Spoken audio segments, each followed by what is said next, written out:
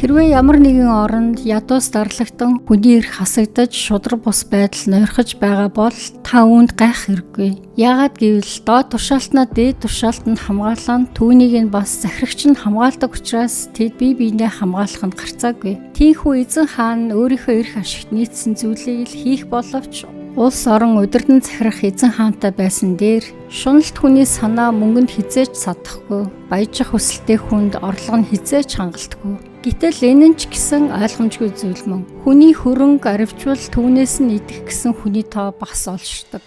Иймээс баян хүний эд хөрөнгө гихч зөвхөн нүдэнд нь үзэгдэхээс өөр ашиг өгөхгүй яжээ. Хүч хөдөлмөрөө хөрслөн амьдардаг хүний гиз затгаланч байсан, дундуурч байсан, шүн 50 унтдаг. Гэтэл баян хүн хөрөнгөө бодохдоо нэг шүн 50 хонч чадахгүй яжээ. Наран доор бас нэгэн шудраг бус явдал байдгийг би харлаа. Хүн хичнээн их хөрөнгө цуглуулавч үүнээсээ болоод хохирох боломж нь улам ихсэн. Тэгээд нэгэн золгүй өдөр хураасан бүх хөрөнгөө алдаад төрсөн хүүдээ ч үг залгамжлуулах юмгүй гар хоосон үлдэхжээ. Хүн бүр ихээс төрөхдөө нүцгэн ирдэг бөгөөд энэ дэлхийгээс нүцгэн буцдаг болоо. Хүн хичнээн их хөдөлмөрлөн юу ч олсон түүнийгээ аваад энэ дэлхийгээс явж чадахгүй.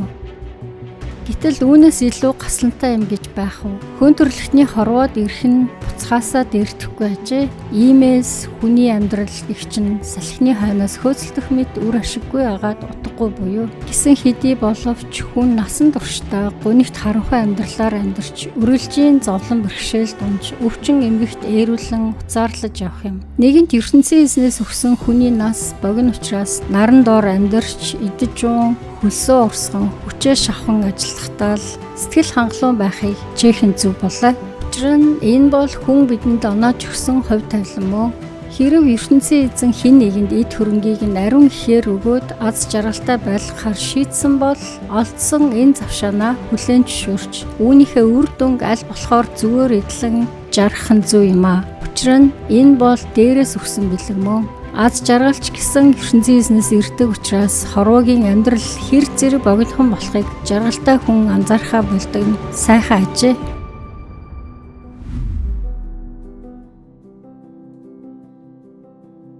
ертөнцийн эзэнтэй харилцаа чинь зөв биш байвал мөнгөтэй харилцаа чинь зөв байх боломжгүй. Яагаад гэвэл бид ертөнцийн эзнийг амьдралынхаа төв тавихаа болох тэр мөчөөс эхлэн мөнгө биднийг удирдах эхэлдэг. Мөнгөтэй болох үедээ бид өөртөө хит итгэлтэй болж бардамнан бүхнийг мөнгөөр хэмжиж эхэлдэг. Гэтэ нэг зүйлийг зөв ойлгох хэрэгтэй. Мөнгөтэй байх нь буруу биш, харин мөнгийг амьдралтаа чухалчлах нь аюултай. Мөнгийг хит их чухалчилж эхлэх үед хүн улам ихээр шунж, буруу аргаарч болов мөнгө олохыг оролддог. Цаашлаад шунал нь хүнийг бусдыг дарамтлах, доромжлох хэмжээнд хүртэл хүргэдгийг бид бүгдээрээ мэднэ. Тиймээс 5 дугаар бүлгийн 10 дээр шуналт хүний санаа мөнгөнд хизээж садахгүй, баяжих хүсэлтэй хүнд орлого нь хизээж хангалтгүй. Гэтэл энэ нь ч гэсэн ойлгомжгүй зүйл мөн.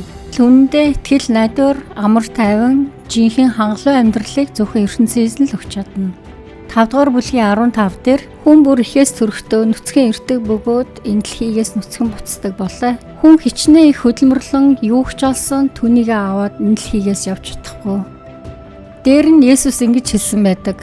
Харин та нар юуны өмнө ертөнцийн эзэнд амьдралаа захируулан түүний шаардаж буй шудраг үний төлөө амьдарч байгтун. Тэгвэл хэрэгтэй бүхэн чинь та нарыг болно гэсэн. Мөнгө бол амьдралын зорилго биш, харин ертөнцийн эзний хүслийн дагуу амьдрахад ашиглах хэрэгсэл гэдгийг ойлгох хэрэгтэй. 5:19 дээр хэрв ертөнцийн эзэн хэн нэгэнд эд хөрөнгийг нь ариун ихээр өгөөд аз жаргалтай байлгахаар шийдсэн бол олдсон энэ завшаанаа хүлээн зөвшөөрч үүнийхээ үр дүнг аль болохоор зүгээр эдлэн жаргах нь зөв юм аа. Учир нь энэ бол дээрээс өгсөн бэлэг мөн. Эцэст нь амьдралынхаа гол төвд Есүс Христтэй харилцаагаа сэргээх нь хамгийн чухал. Учир нь тэр танд мөнгийг биш, харин жинхэнэ амар тайван, баяр баясгалан хангалуун амьдралыг өгдөг нэгэн. Тиймээс өнөөдрөөс эхлэн ертөнцийн эзнийг ашиглан мөнгөтэй болохыг биш, харин мөнгийг хэрхэн зөв ашиглахыг түүнээс асууж суралцах хэрэгтэй. Ингээ ертөнцийн эзэнтэй ярив. Ертөнцийн эзэн минь бид мөнгийг биш, харин таныг амьдралынхаа гол суурь болгож сурахад туслаач. Шунал, айдас, бардам хүслээс минь биднийг чөлөөлөж, өгсөн бүхнийг тань зөвөр ашиглан таныг алдаршуулж амьдрахыг бидэнд зааж өгөөч. Есүсийн нэрээр гуйлаа. Амен.